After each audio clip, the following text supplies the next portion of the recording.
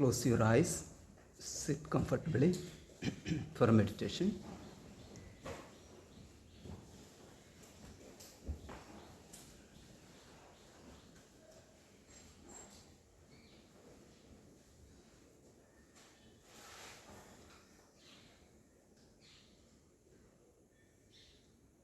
Sit comfortably.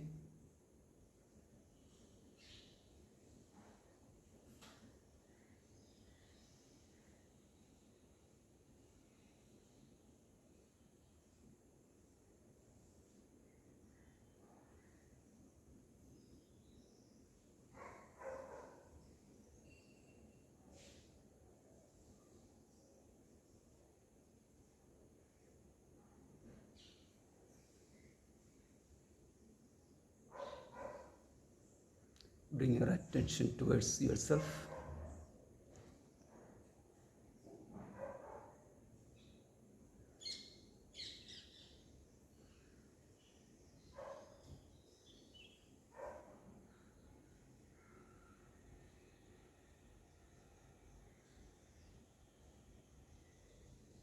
Breathe slowly and comfortably.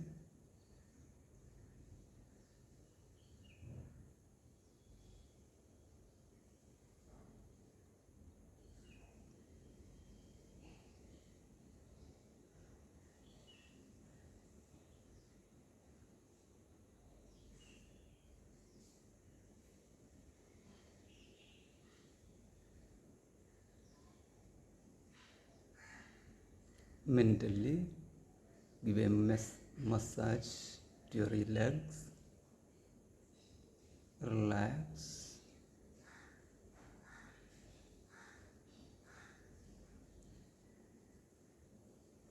On your thighs. Relax.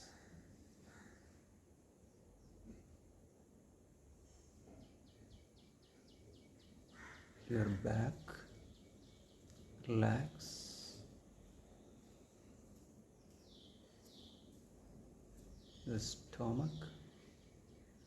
Relax. Your chest. Relax.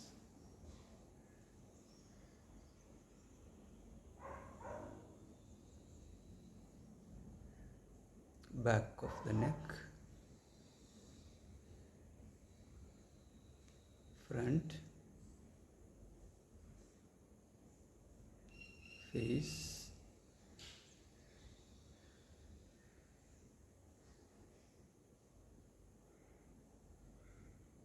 Eyes. Nose. Lips. Chin. Give a light massage from the top to the bottom.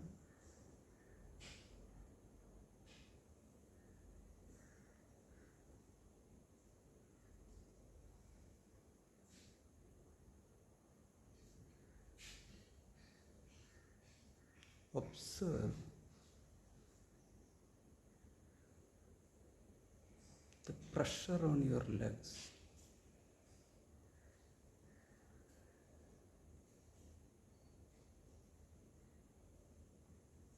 Observe your knees.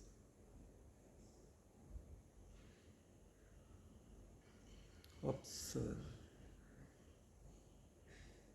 your stomach.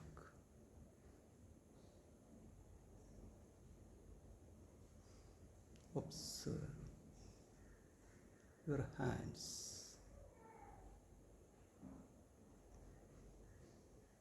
Observe your back.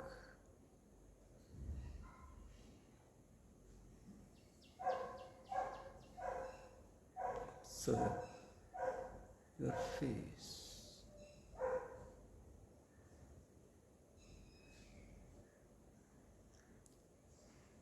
Your whole body is viewed, observed.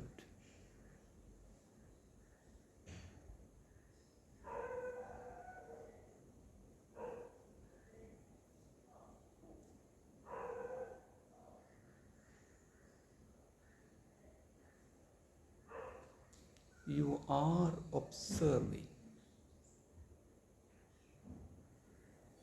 Body is observed.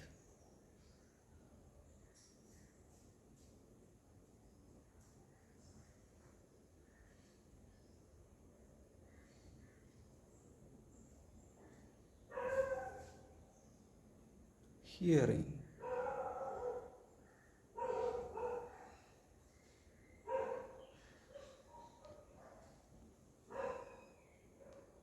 Hearing takes place.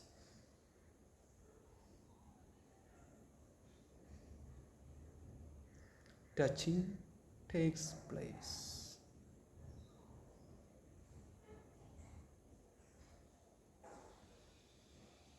You are observing the touching of your hands with your body.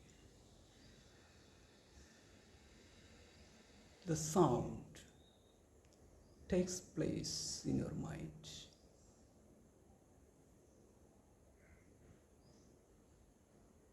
You are observing sense organs.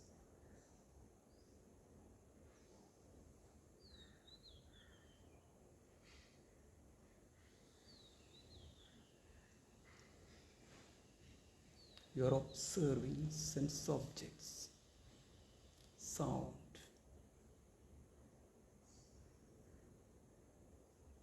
You are observing sense organ, ears.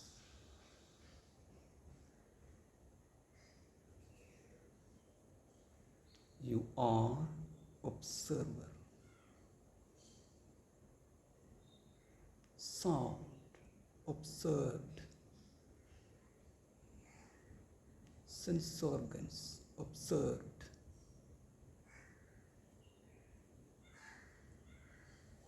You are observer.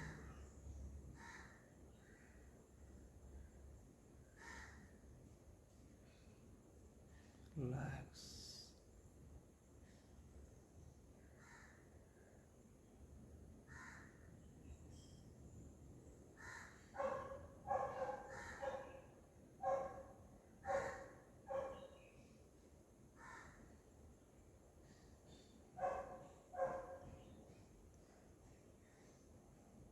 Breathing takes place. Observe breathing. Breathe in, breathe out.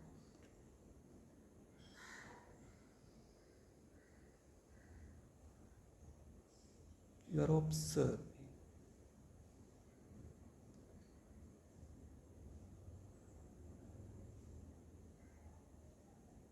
Breathing is observed.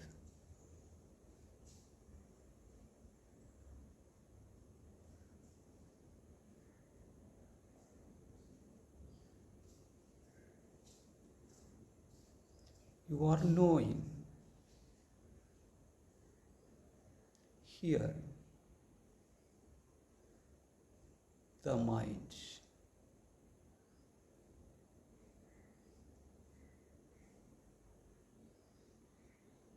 You are knowing the mind, observing the thoughts.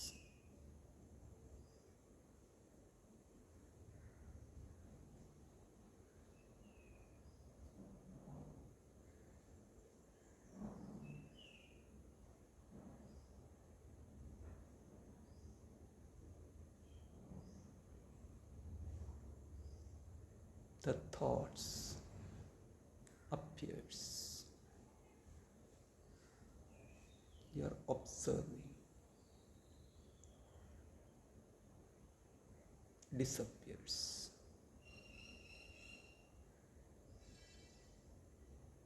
Emotions appears.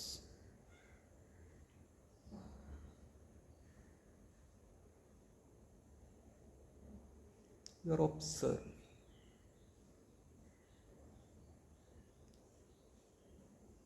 goes. You are observing. Memory comes. You are observing. Goes. You are watching. Comes. You are watching. Goes. You are watching.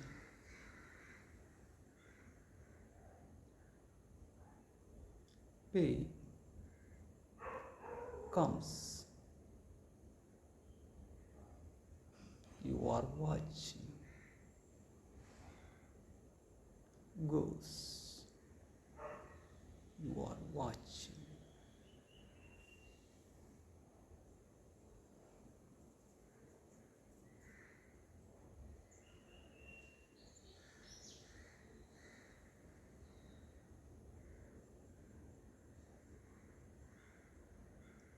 You are watching a non-thinking mind.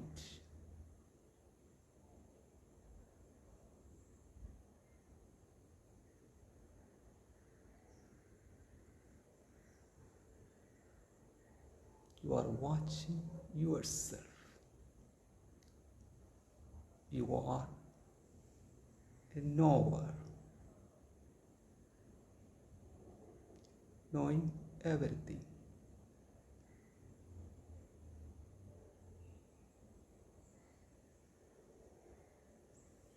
Observing, knower.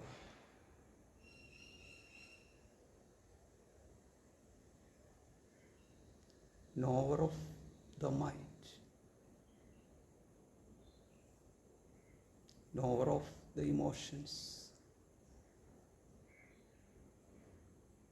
Knower of the knowledge. Knower of the ignorance. Knower of the body. Knower of the sense organs. Knower of the world.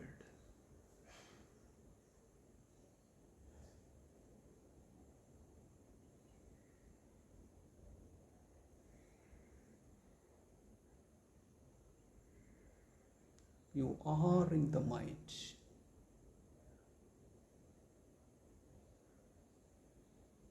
You are in the body. You are in the world.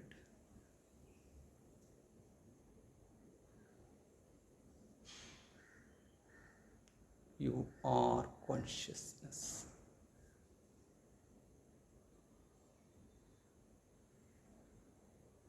Awareness.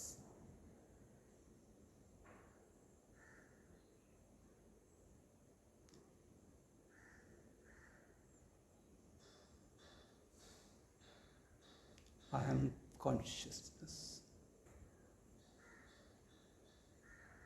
I am awareness.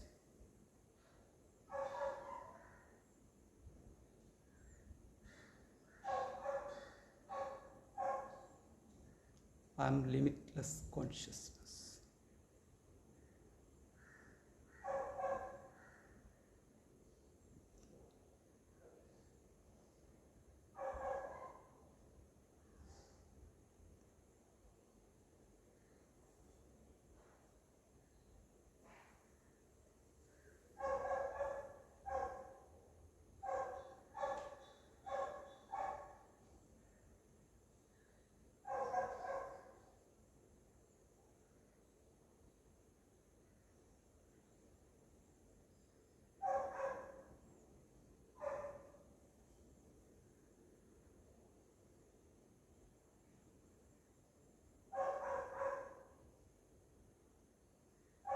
I don't see any fluctuation in the mind.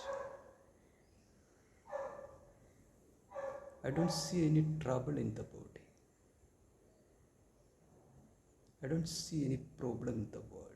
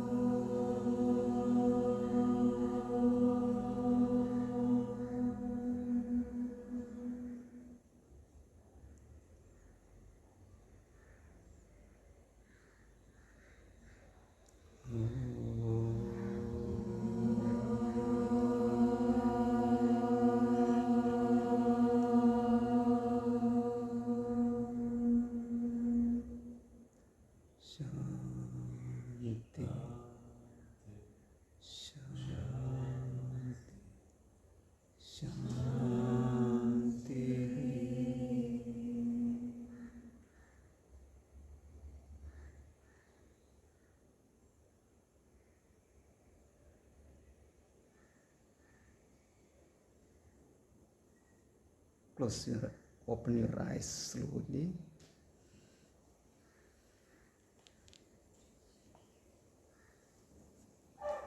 And now we'll have our first class on yoga sutras.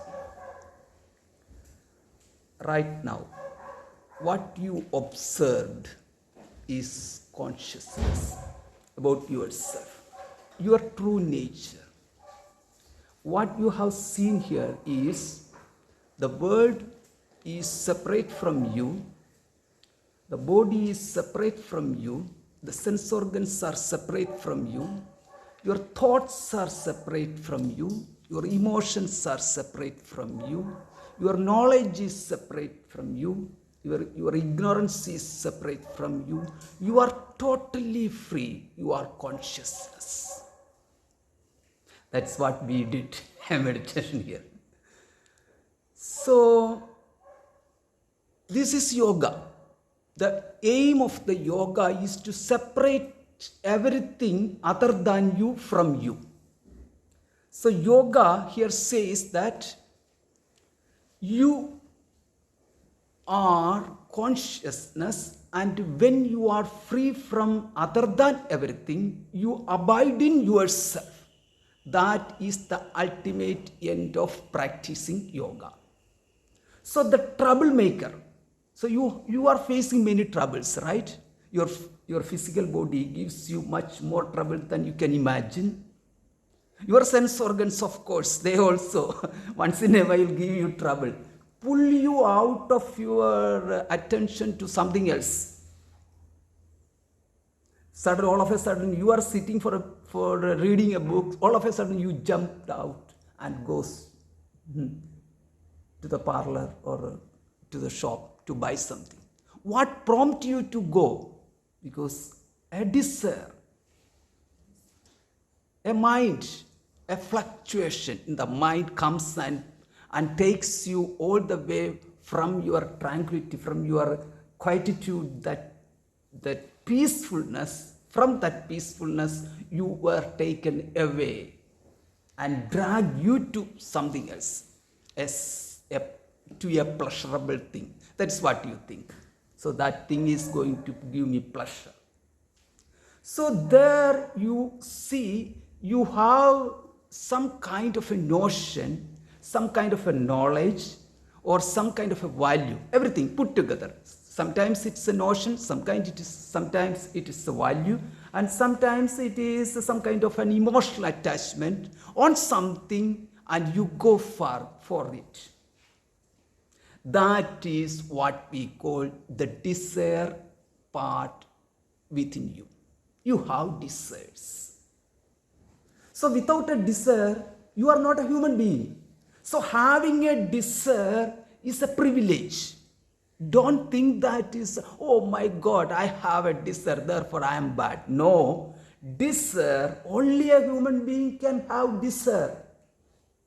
Maybe perhaps some other animals, we do not know their structure of their mind. But at least we know that having a desire is a privilege. that makes us to work for it.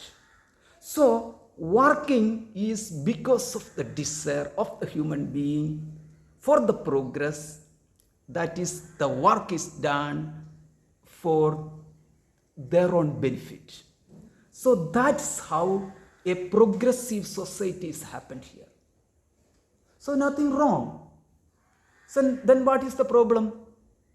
I have desire for this and for that and so many desires.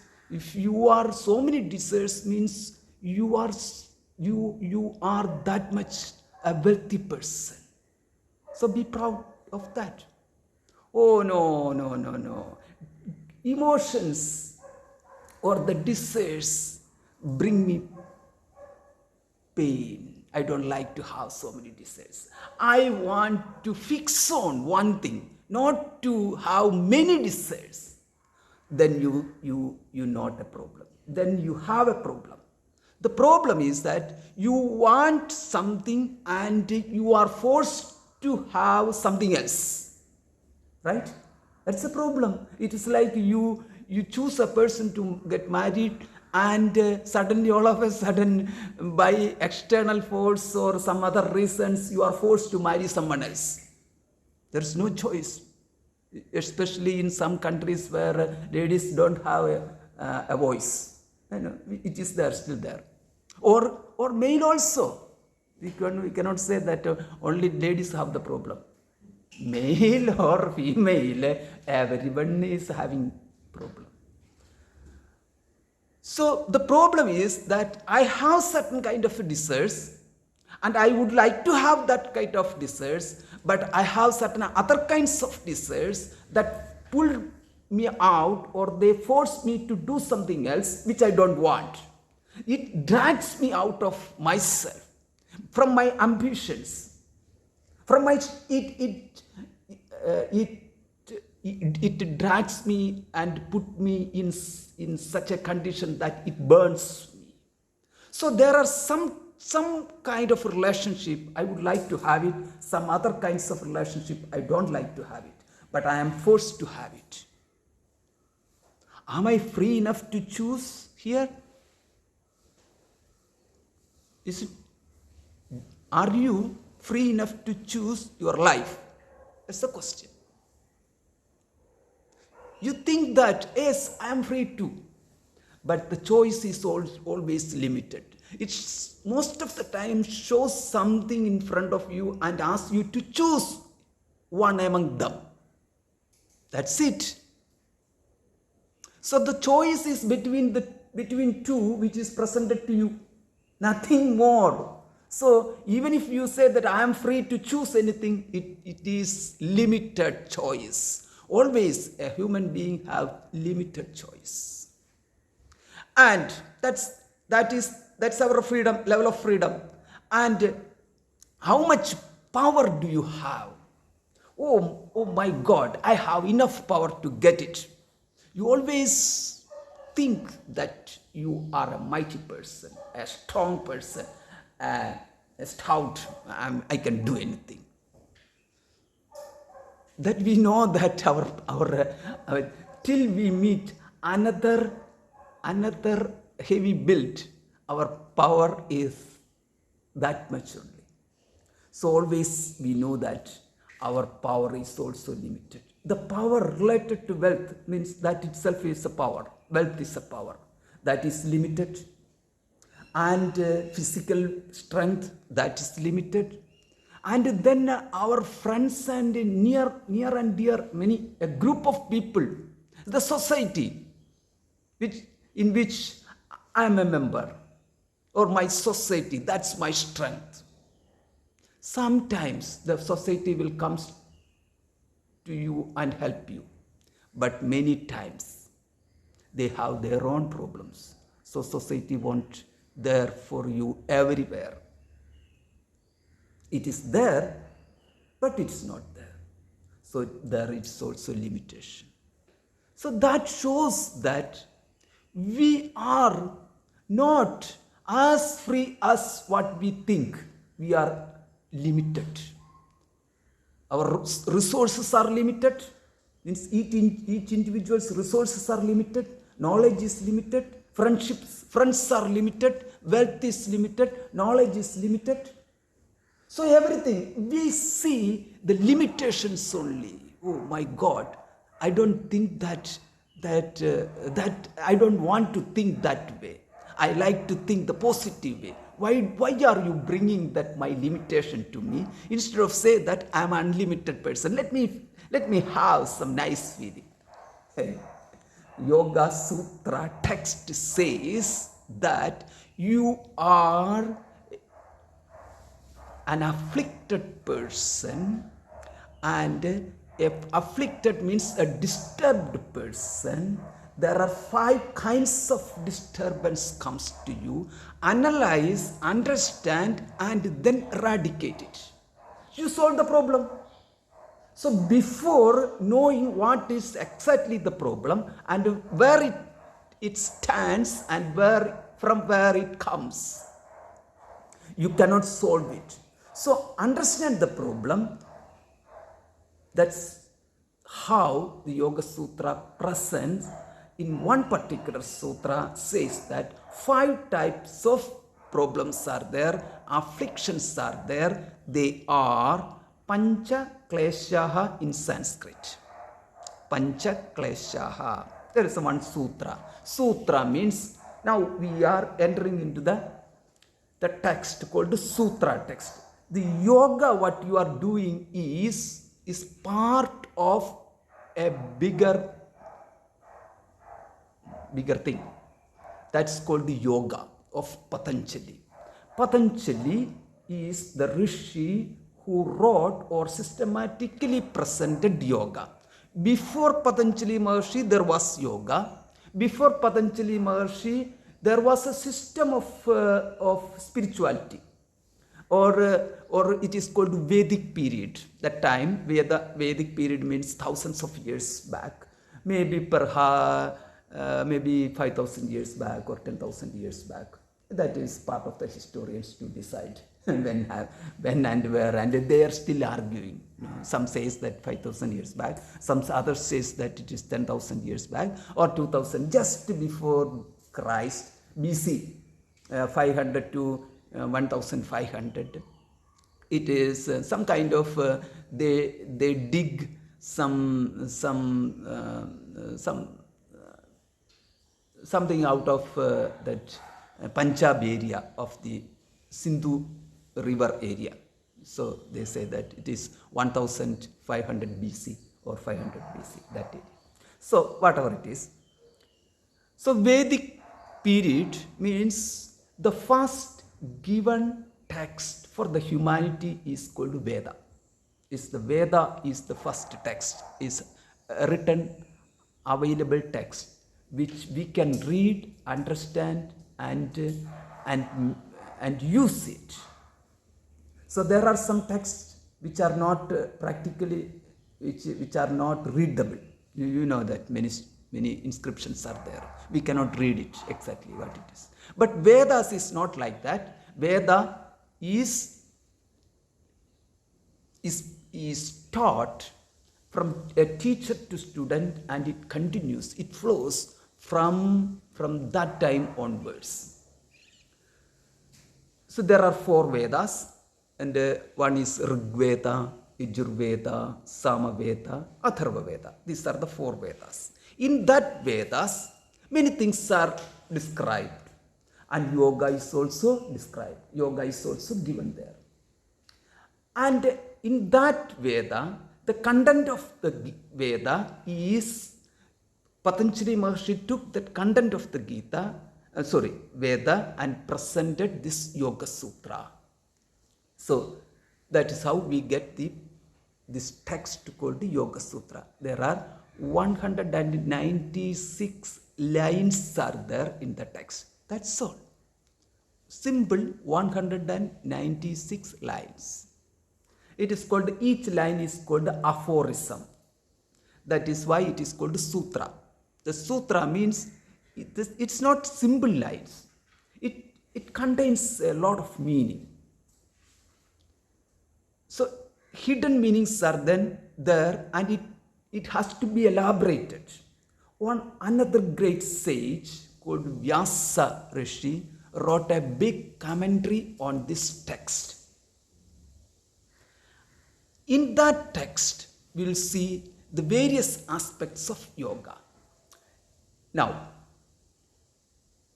in one of the sutra in the text is the second, there are 4 chapters in this text.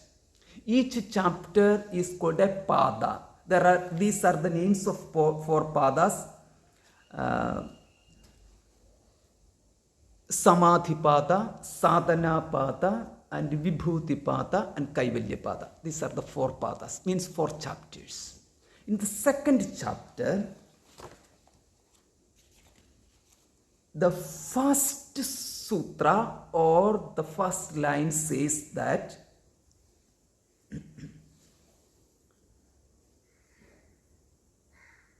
you have to do, or through a particular yoga called Kriya Yoga, you can get rid of your problems. So practice Kriya Yoga. That's it. Then what are my problems? Let us see, let us find out the problems, how he defined these problems, and how we can recognize those problems, our problems in that category, how we can fix our problems in that category, under 5 sections. What are they? They are avidya, means ignorance. Instead of telling Sanskrit, I will tell it directly English. That will be better, right? Okay. Ignorance. The first one is ignorance is a problem. The root cause of all problem. What is that? Ignorance. And the second one is egoism, pride of egoism. That egoistic nature means, oh, he is egoistic, but I am not. No, everybody has this egoism. It is not that someone has it and somebody don't have it. No, everybody has it. So egoism means when you say I'm hurt, that is symbol. When you say I'm hurt, then the heart belongs to the ego. That is what the ego is here. Means the simple person who is subject to hurt, who is subject to pain, because somebody made him below than what he is. That's the heart. Suppose somebody praised him, means made him above what he is, then he is happy. This is how our happiness is. If somebody says, oh, you are so beautiful, already, yes, I'm beautiful, I'm happy. That means what? You are not happy till then. Suddenly hearing those words made you happy means you, in your mind, you are an average person. Average means nobody never saw their own face. So they are always looking for others' eyes to judge their face. We cannot judge our face. So we depend upon a mirror to judge our face. When show our face means, if it depends upon the quality of the mirror, it can show any types of face. So we'll go for another person's view on our face. If he says that, good, nice, beautiful, we are happy. The next person says that, oh, I don't like it all. What you are done with this, all kinds of these putties, what these colors. Oh, then the disappointment comes. See, look at that. A person's words made you happy. Another person's words made you unhappy. Then you may shout. You don't like to hear those words. I do not know how you are going to be to react to that words. Many things can happen. You may sue the person also. So these things are there. That means if someone places you in an upper level, you are happy. If that other person places you somewhere below, you are unhappy. So you are subject to the placement of others, means that's not good. You have to be your own. You have to find your own place. Instead of you are allowing the other person to put somewhere where he likes to put. That's not good. So be on yourself. Place yourself in a comfortable position where no one can touch you. If somebody push you up, you do not bother to go up above than what you are right now. And somebody pulled you down, don't go below to your realized level. From your realized level, you should not allow you to be dragged. So now you find your real position. That's your strength. The strength is that no one can push you out and no one can pull you out. There is no pull and push, pressure. Then you are free.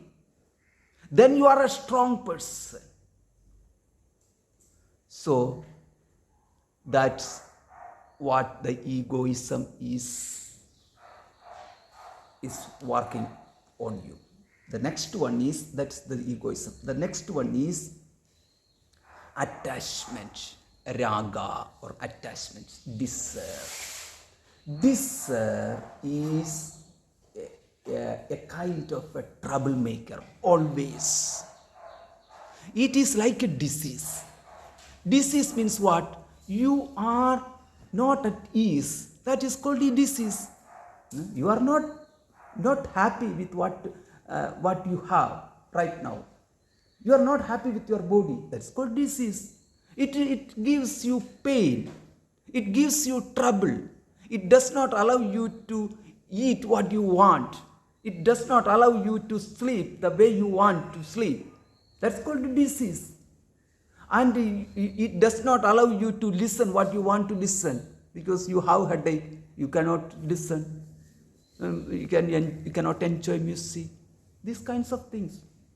So here the desire is like a disease which will drag you out of your composed position.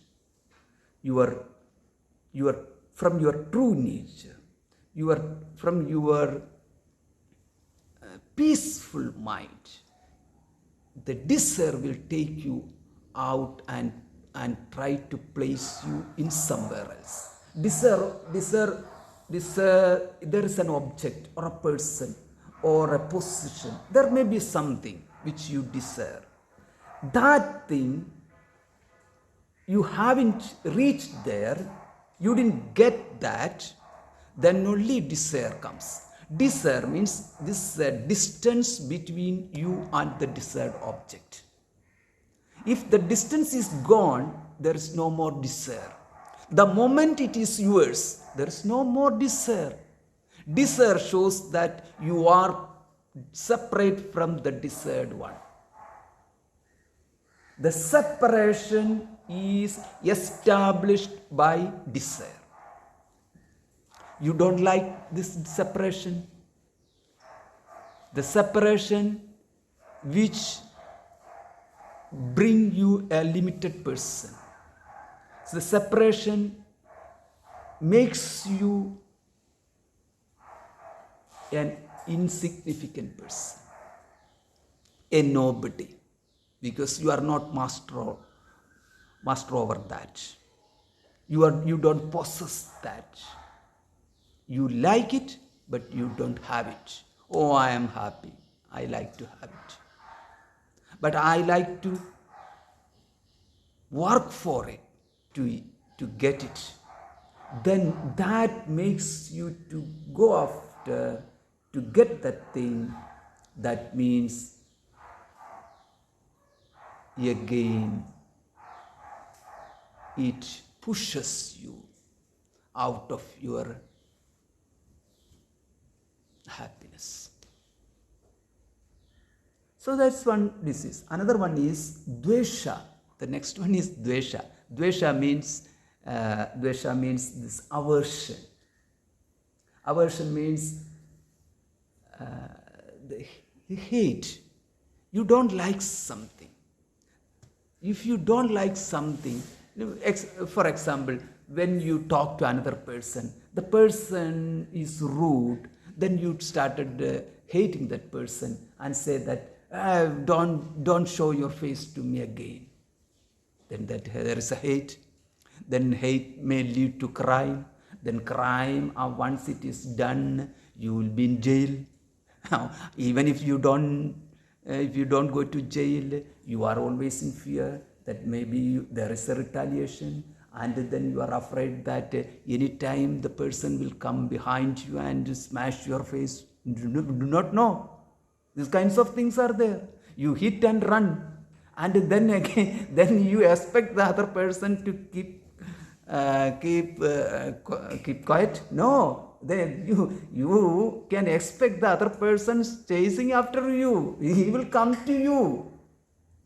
Whether you go to the heaven or hell, he will chase after you.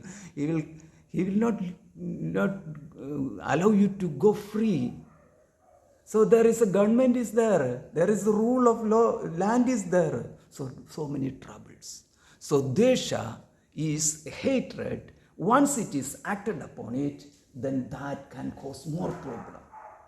Hate itself is a problem, and if you act upon it, then there is a more problem. So you hate someone, you shout someone to that person, and then you use abused language. Even though you don't use abused language, but the others can convert your own language or your own expression in such a way that they can present to the others or the society or the government or the law to that you used abused language. Right? Yeah, that's what everywhere it is happening.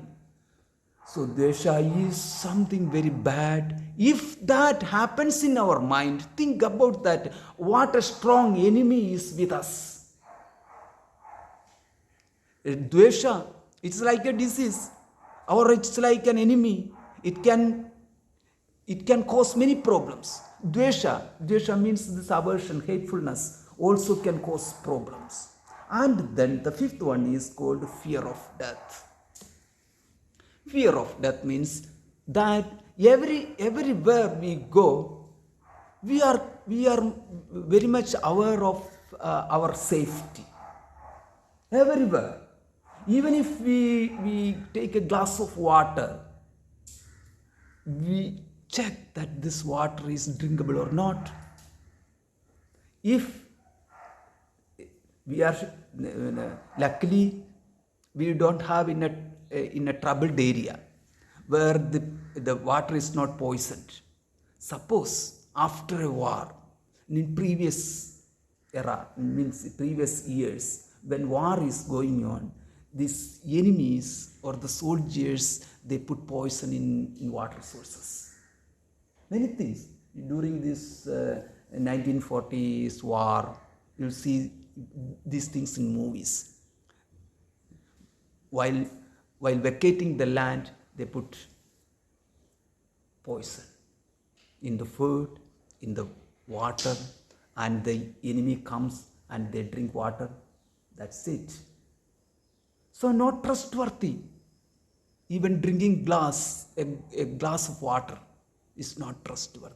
But right now there is no war. That's why we can simply drink water. So that shows that if there is a threat, we suspect everything. So the threat on your life, that's the important fact. So that is throughout in our life that continues. So it is called fear of death. These 5 are the afflictions or trouble follows us always, or we are having it. This is one of the sutras says. Do you agree that? Anybody, any objection? These are the facts.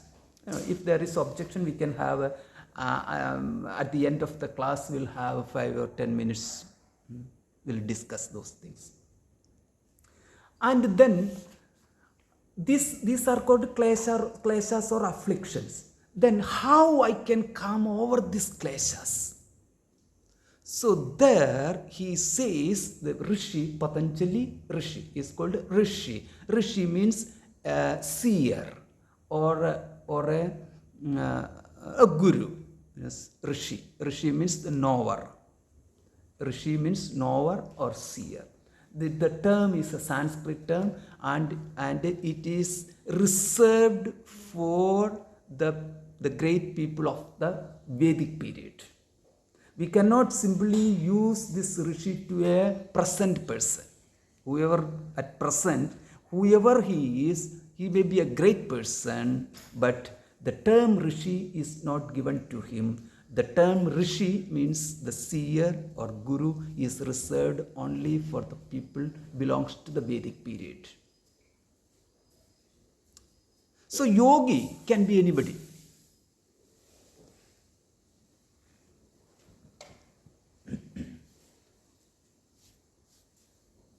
And the solution is that you have to do Kriya Yoga.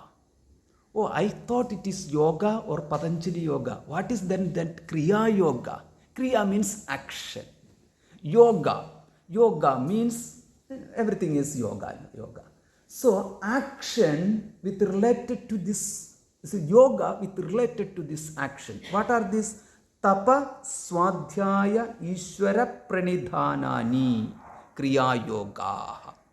You may come across this Kriya Yoga many times, but this definition is different. Some other definition, recently they started some doing, projecting, giving some names like Kriya Yoga and telling that this is Kriya Yoga. But Patanjali Maharshi here in the text define what is Kriya Yoga. If you search YouTube for Kriya Yoga, it may be different. No? There Kriya Yoga is recently someone named a particular system of practicing yoga, and he established that name for himself. That's Kriya Yoga. That's different. Here he says that what are these things?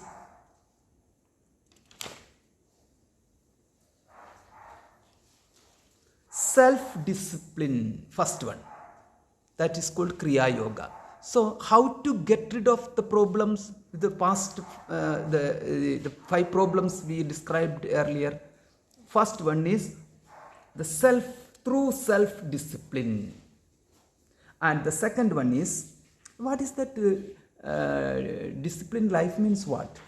Maintaining a restrained life. A restrained life means we are not disturbed by our desires, not going after everything. We first analyze, find out our strength, and decide whether we want or not, and then think about that this is going to be a good thing or not. Is it going to be worthy or not? And it is after getting that whether I am going to be happy with or not. All these things together. It is not like joining an online course. See, there are thousands of online courses are there. Means many of these universities started courses, and thousands of dollars also.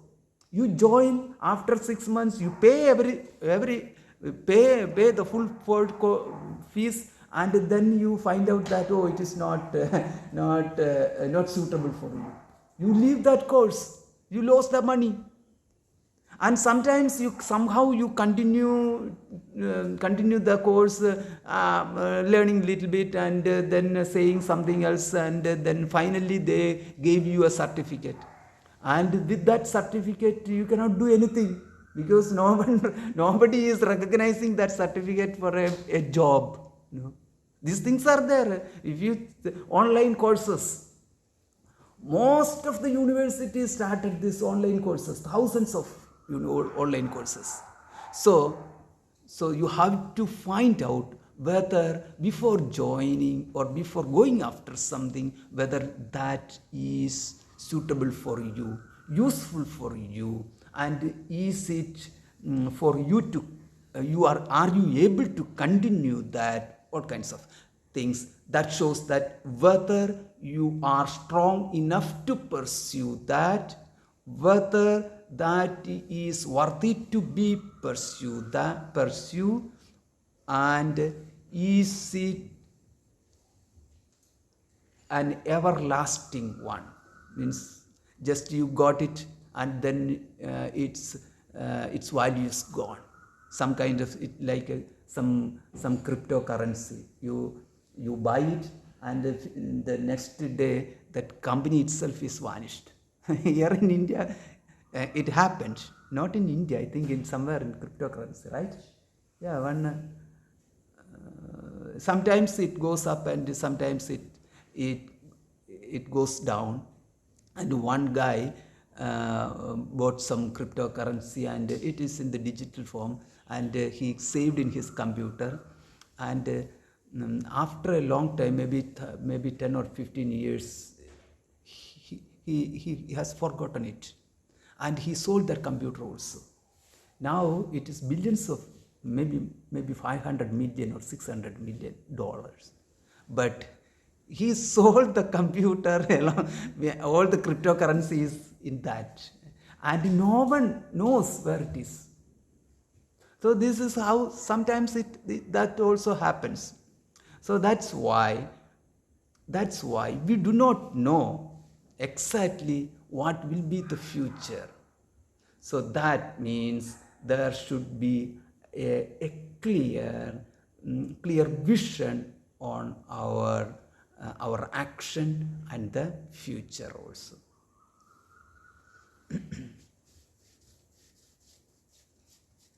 That is called self-discipline. Self-discipline means everything together.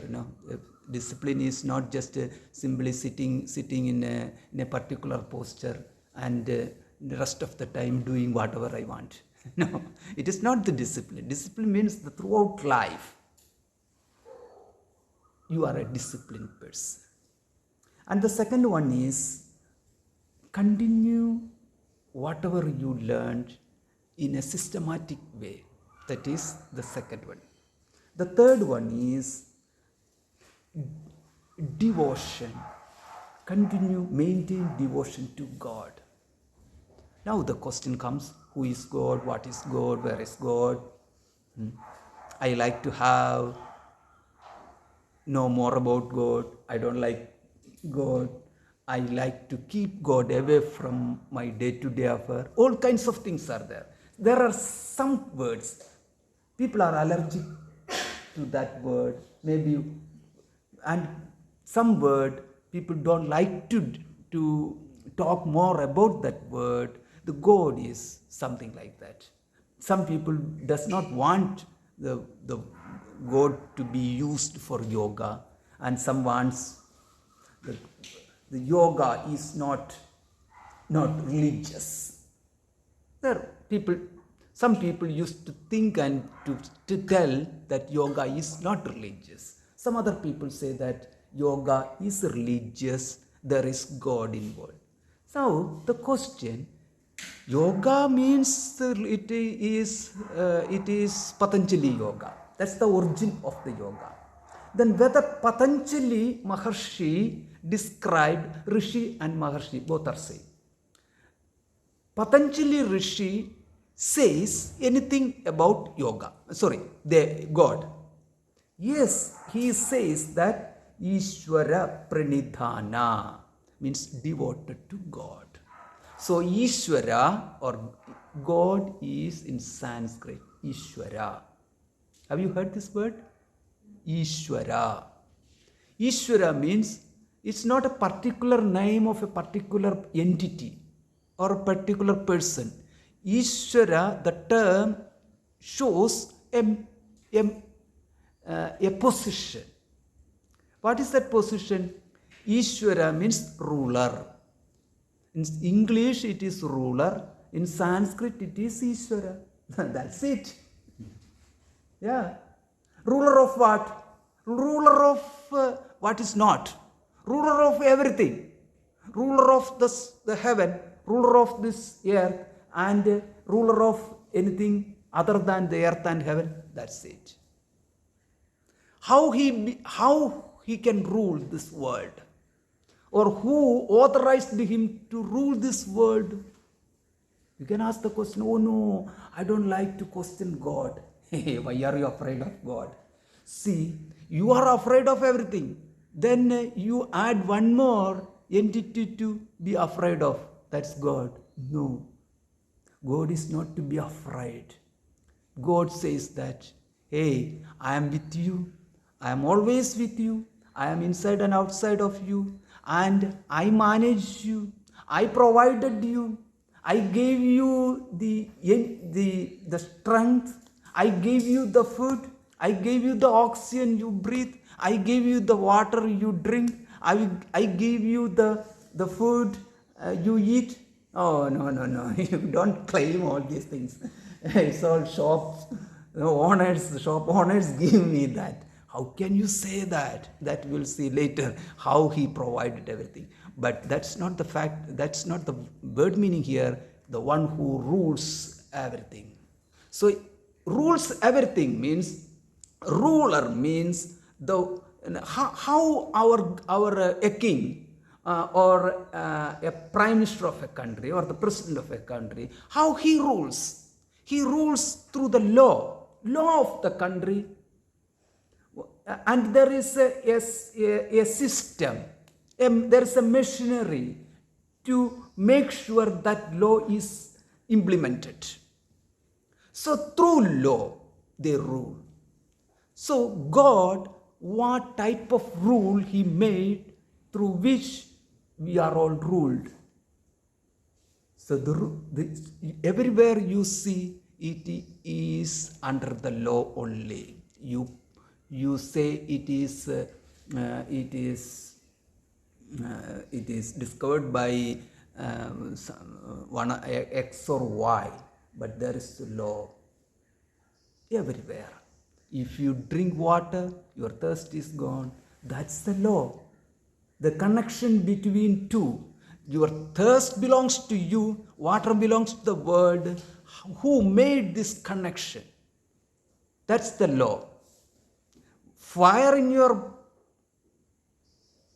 stomach, that's called hunger.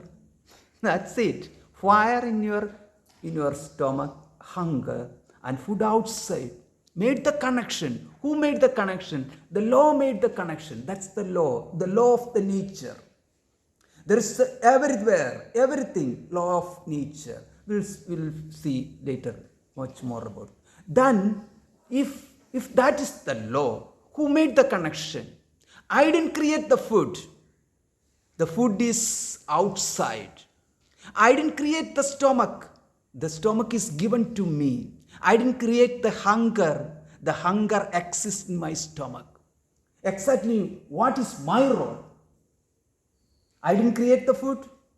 No, I cooked. Hey, you cooked. That is the secondary cooking. Primary cooking, you didn't do the primary cooking. The primary cooking done by the plants.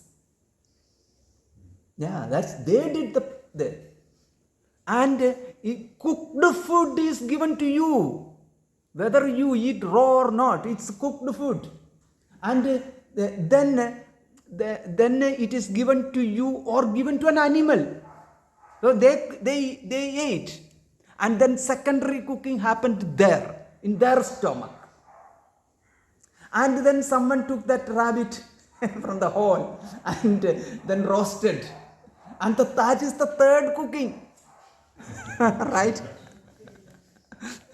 And then you placed it in your stomach. Then that's the fourth cooking. You know? Right? How this is the world is, how this is the things are going on. So it is something funny. You know, if you and the water you drink, you fresh water. Do you know that millions of years back, the same water was there. It's drank by some huge, what is that? That animals, what? Dinosaurs. They drank the same water. Not a drop of water, new water available in this earth. Not a single drop. What was there before or prehistoric time? The same water. Oh no, that water all evaporated and gone. Do you know there was a huge fire? It's all dried up. Hey, it's all came back here. Same water. So what is that? It is a law. The law made the things not to go away from this earth and use it again and again. That's why any number of people can come here, still the food is available. Same food which was eaten by the people belongs to dinosaurs' time. The same food recycled right now we are eating. Do you agree that? Recycled, that's what I said, not the same.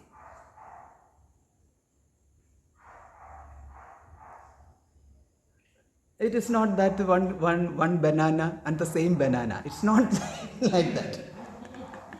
It is the same material used again and again. You think about that. Means nothing comes outside except sunlight. Except sunlight. So every time you eat food, you get the sunlight. That's it. The sunlight is in the form of energy. And that energy make you alive. That energy made you alive. That energy made you an active person. It is the sunlight.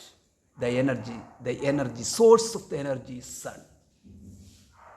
You open your eyes are shining. The shining of the eyes because of the energy you have. That energy belongs to the sun. It comes from the food, right? It comes from the food. Nowhere else. Oh no, it's fire also energy. A fire also comes from the sun. No, it's all different. Hey, think about the time of the creation. The solar system, how the solar system was formed. It was one huge sun. Then some parts are separated and some parts cooled enough for us to live. So what is the material right now here is once upon a time it's part of the sun. Not this sun. It was a huge sun, a mass body of energy. And the part is here right now. So it is how you push your hand inside the earth till the core of the earth. Your hand should reach the core of the earth. There you find it is fire. Lava. Still, it's burning. The same. So nothing new in this world.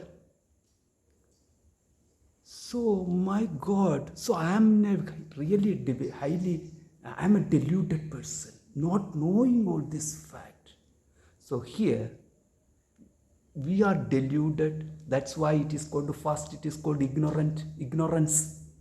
So ignorance, and to get rid of the ignorance, we need the grace of God who rules us in this way. In this way, providing food, providing body. The physical body is given to us. The mind is given to us. Actually, what we want, the food is given to us.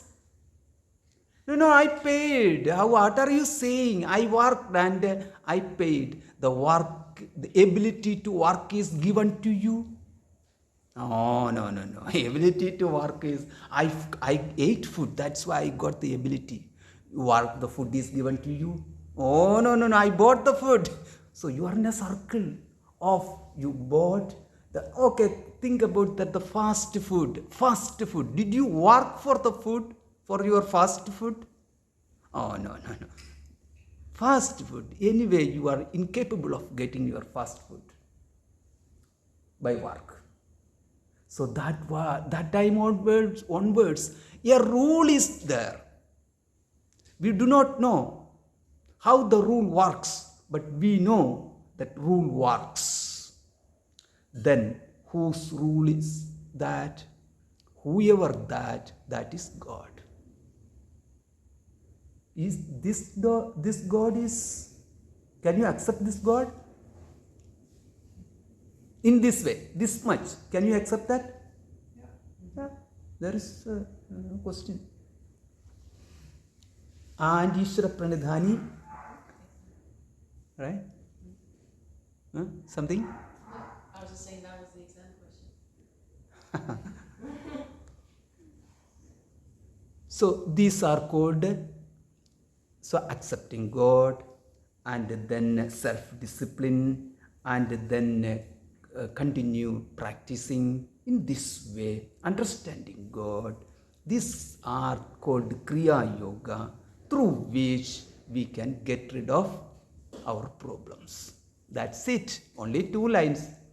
We have problems, and through this method we can get rid of problems. Only 2 lines, 2 sutras. The first sutra is Tapaswadhyaya, for English and for Sanskrit knowing people. Tapaswadhyaya Ishvara Pranidhanani Kriya Yoga. That's the definition for Kriya Yoga. And the klesha is the 3rd sutra, 2nd chapter. Avidya asmita ragadvesha abhiniveshaha kleshaha. Klesha means afflictions. Okay? And now we can have a few minutes about your